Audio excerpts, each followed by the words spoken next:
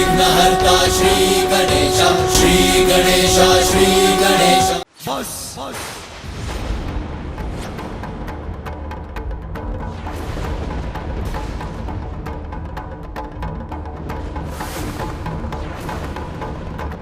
अब तुम्हारी उद्दंडता की अति हो चुकी है। सत्य कहा आपने। आप सब मेरे साथ अति ही कर रहे हैं। तुम्हारा अहंकार सभी सीमाएं लांघ चुका है। क्यों ना करूं अहंकार? देखिए अपने सभी गणों को, देवताओं को, उनके पशुओं को, जिन्हें मैंने पराजित किया है अकेले अपने बल से।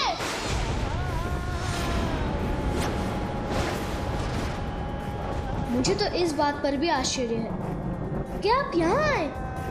मैंने आपको भीतर जाने से रोका और आप मुझसे युद्ध करने के स्थान पर वहां वृक्ष के नीचे जाकर ध्यान करने लगे।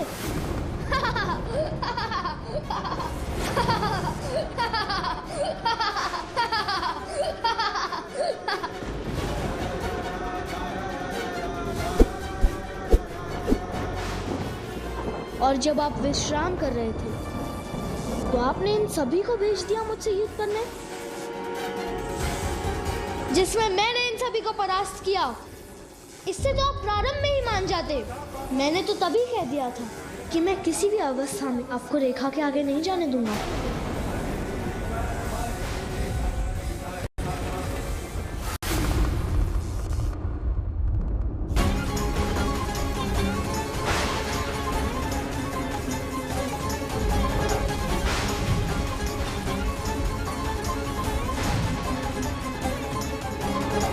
कितना समय हो गया है। मैं देखती हूँ मेरा पुत्र कहाँ है, क्या कर रहा है।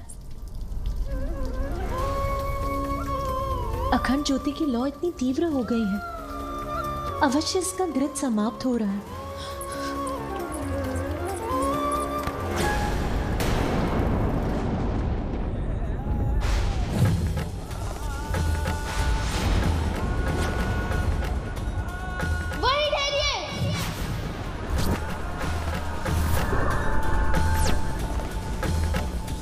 किसी को भी भीतर जाने की अनुमति नहीं है।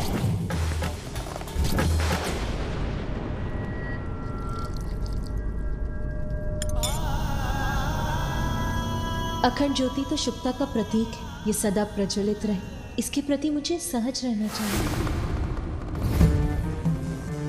वस्त्र के स्थान पर पशु चर्म से अपना तन ढकते हैं। रहने के लिए कोई घर नहीं। नाम पूछो तो कहते हैं सभी नाम मेरे हैं। अब ऐसी बात करने वाले को बेरूपिया नहीं तो और क्या कहूँ? मुझे तो लगता है कि ये कोई बुद्धिहीन प्रतीत होते हैं। यदि आप नहीं रुके तो मैं आप पर प्रहार करने पर विवश हो जाऊंगा।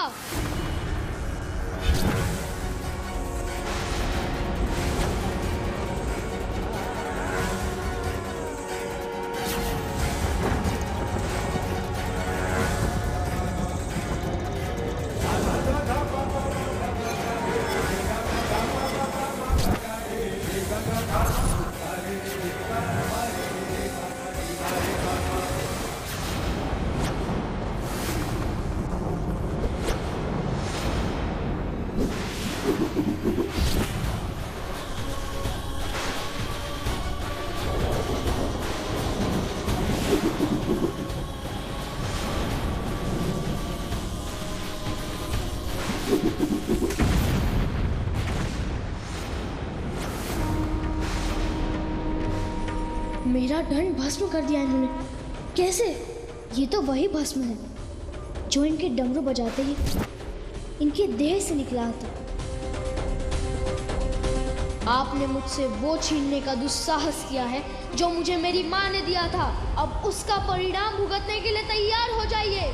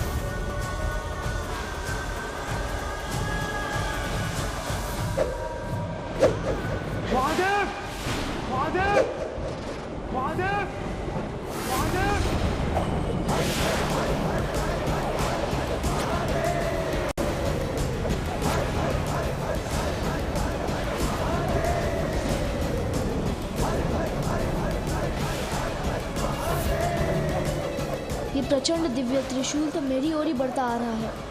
इसे कैसे रोकूं?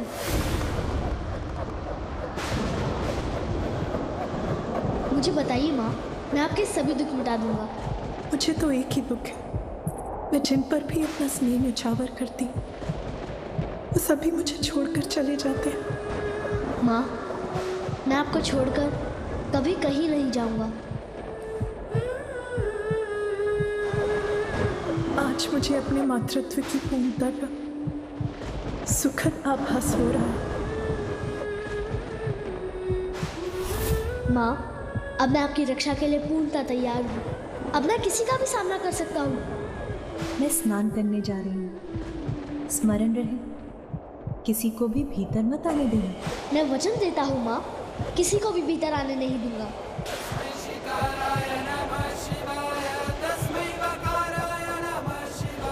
यही समझ लो, मैं सर्वत्र हूँ और कहीं भी नहीं। ये तो सर्वत्र व्याप्त है, कहीं इन्हें पहचानने में कोई भूल तो नहीं हुई मुझसे।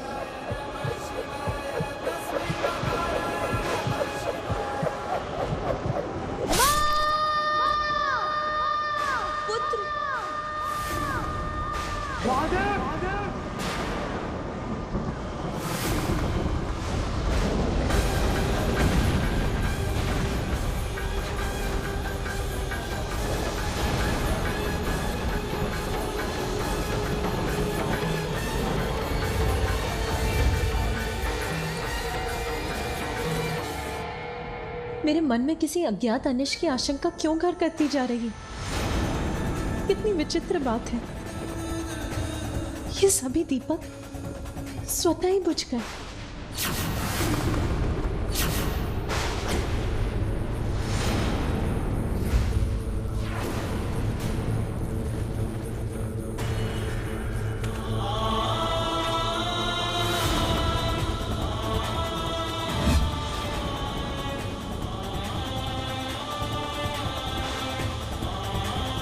अखंड ज्योति की लौ भी ऐसे भड़क रही है कि वो भी एक बार भड़क कर बुझ जाएगी।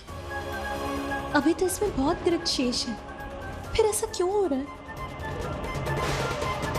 स्वामी, ये सब क्या हो रहा है? कहीं कुछ तो घटित हुआ है जो मुझे इतना व्याकुल कर रहा है। क्या हुआ पार्वती? इतनी विचलित क्यों हो रही हो? मेरा पुत्र, कहीं उसे कुछ हुआ तो नहीं? कहाँ है मेरा पुत्र? वो सुरक्षित तो है? तुम्हारा पुत्र बाहर ही होगा, जहाँ तुमने उसे द्वाररक्षा के लिए खड़े रहने के लिए कहा था। और यहाँ कैलाश में उसे क्या अहित हो सकता है? तुम निश्चिंत रहो, वो अवश्य सकुशल और सुरक्षित होगा। फिर मेरा हृदय व्यथित क्यों हो रहा है? अब इस बालक के भयंकर अंत के पश्चात महादेव का कोप शांत होकर ग्लानि का रूप ले रहा है।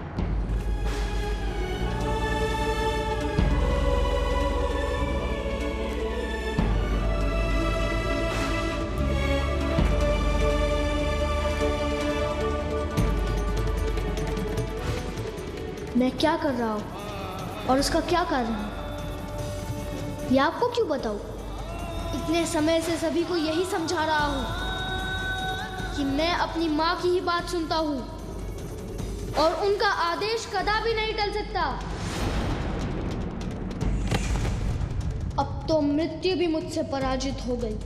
अपनी माँ की शक्ति से रक्षित हूँ मैं, कोई मुझे पराजित नहीं कर सकता।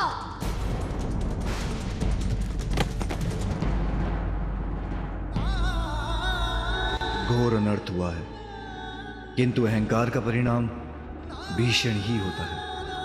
अहंकारी अपने अहंकार से न केवल अपना सर्वनाश करता है, अपितु अपने प्रियजनों को भी दुख पहुंचाता है।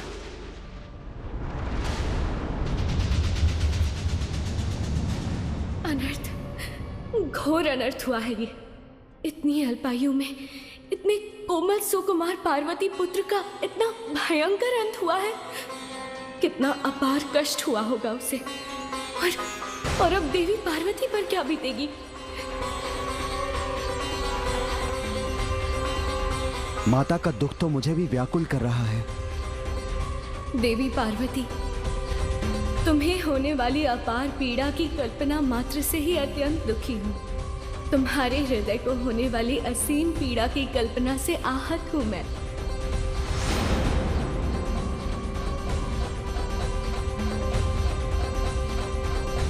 आज देवताओं ने घोर अपराध किया है।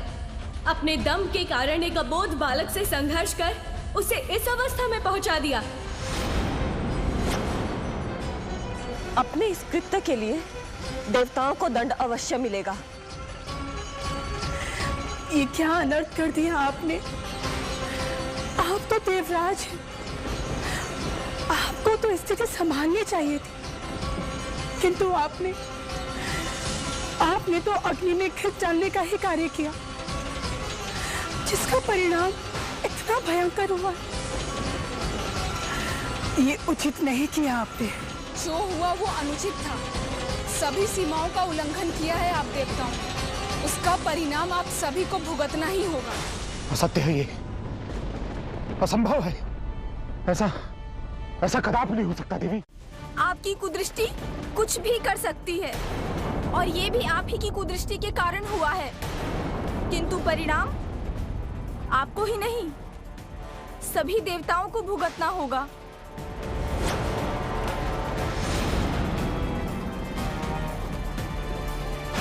देवताओं और उनके साथ साथ समस्त संसार पर इस घटना का क्या प्रभाव होगा, ये कौन कह सकता है।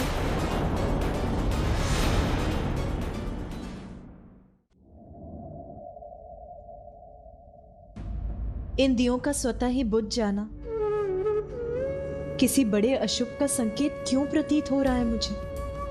वायु के तेज झोंके से बुझ गए ये सारे दीपक पार्वती। और क्या, इतनी कठिनाइयां, इतने कठोर तप के बाद तुम्हें तुम्हारा पुत्र प्राप्त हुआ, तो तुम्हारा चिंतित होना स्वाभाविक है, परंतु ये चिंता व्यर्थ ही है।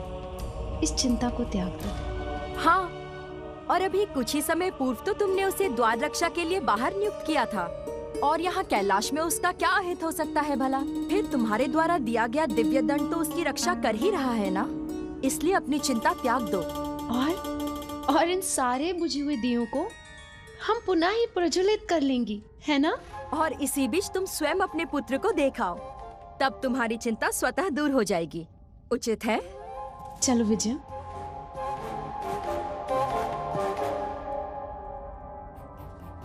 मेरा हृदय कंपित हो रहा है, मन शांति नहीं हो रहा, जैसे कि किसी अज्ञात व्यथा ने घेर लिया हो मुझे, जिससे मैं मुक्ति नहीं हो पा रही हूं।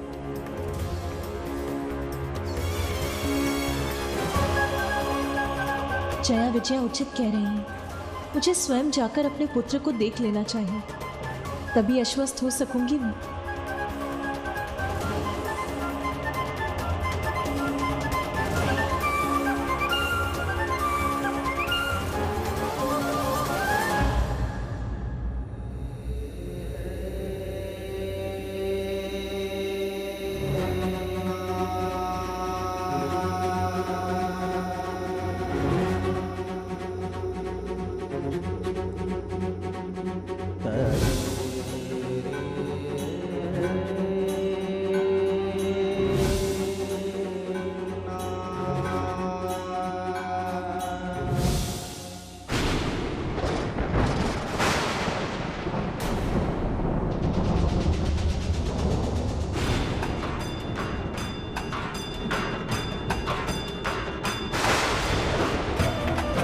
प्रतीत होता है कि इस घटना को देखकर देवी लक्ष्मी और देवी सरस्वती का क्रोध जागृत हो गया और वो कुपित होकर यहीं आ रही है।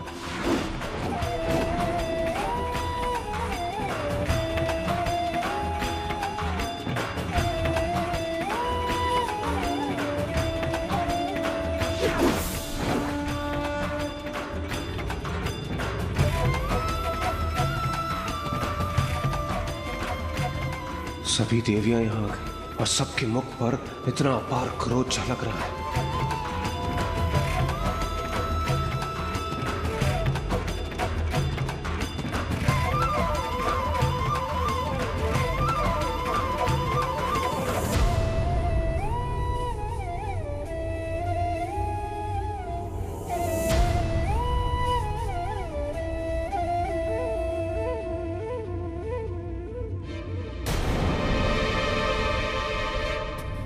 मेरे अनुसार नेत्र पिता के हैं, किंतु इनकी सौम्य और मन भावन मुस्कान आपकी है देवी पार्वती। कितनी मनमोहक मुस्कान है, जैसे चारों दिशाओं को प्रकाशित कर रही हो।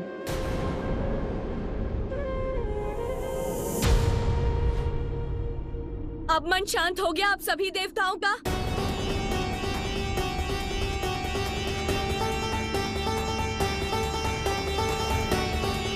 आप लोगों को ज्ञात भी है कि क्या कर बैठे हैं आप? जानते हैं ये बालक कौन था?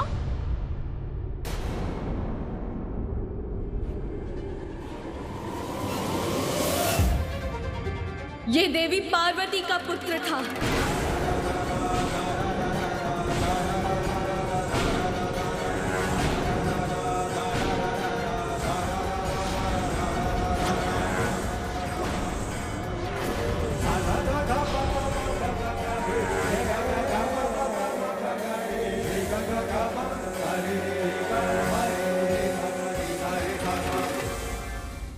माता पार्वती का पुत्र? ये कैसे संभव है?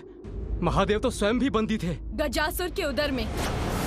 याद है मुझे अग्निदेव, किंतु उसी समय देवी पार्वती अपना पुण्यक व्रत संपन्न कर रही थी।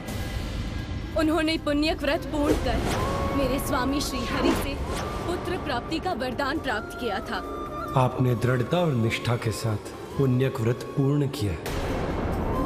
स्वामी से प्राप्त वरदान के फल स्वरूप देवी पार्वती ने अपने शरीर के उतरे उपटन से ही एक आकृति का निर्माण किया और वही आकृति सजीव होकर पार्वती पुत्र के रूप में प्रकट हुई। अपने उसी पुत्र को द्वार की रक्षा के लिए छोड़कर देवी पार्वती महादेव के कैलाश आगमन के पूर्व मंगल स्नान करने गई थी। इसीलिए उनकी आज्ञा का पालन करने के लिए उनका पुत्र किसी को भीतर नहीं जाने दे रहा था। ठहर जाइए, किसी को भी भीतर जाने की अनुमति नहीं है।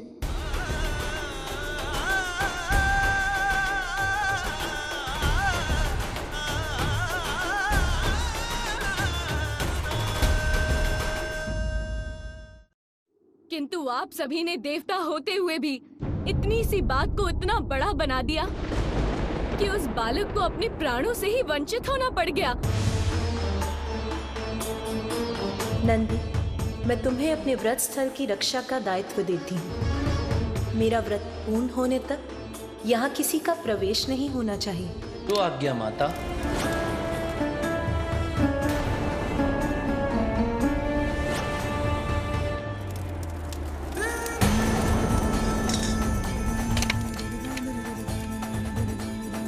देवी पार्वती के पुत्र का अंत हुआ।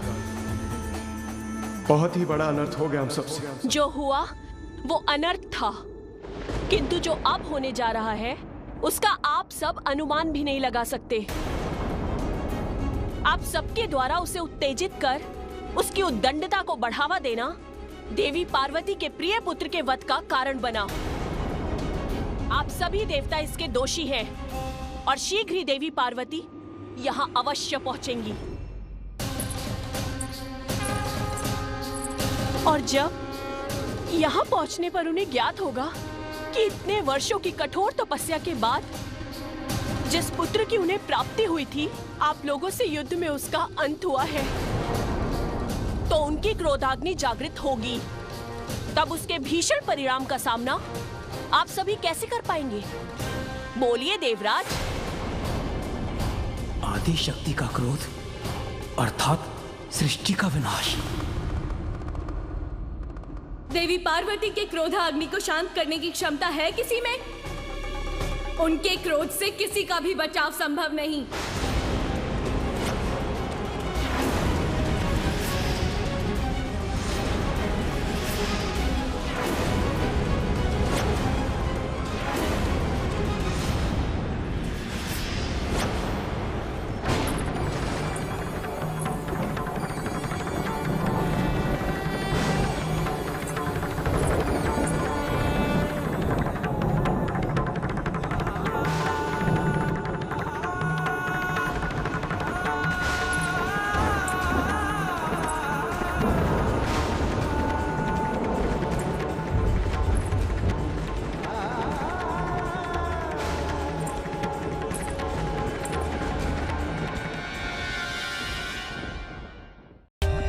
For more updates, subscribe to our channel, click the show links and enjoy watching the videos.